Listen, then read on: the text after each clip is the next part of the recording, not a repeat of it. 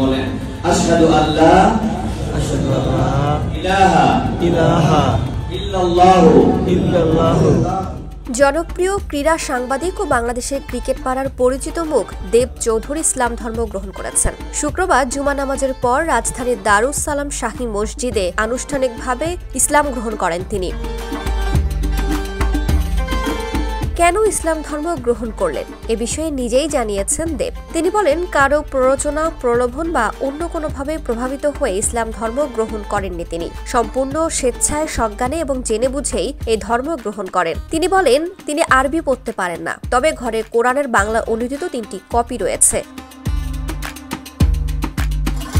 ইসলামের প্রতি আগে থেকেই অনুরাগী ছিলেন জানিয়ে এই ক্রীড়া সাংবাদিক আরও বলেন, আমি অনেক আগে থেকেই ইসলামকে ফলো করতে শুরু করি। ব্যাপক পড়াশোনা করেছি, ইসলাম সম্পর্কে জেনেছি। পড়াশোনা করে জানার পর আমি সিদ্ধান্ত নিয়েছি যে শান্তির ধর্ম ইসলাম গ্রহণ করব। এখন আমি একজন প্র্যাকটিসিং মুসলিম হতে চাই।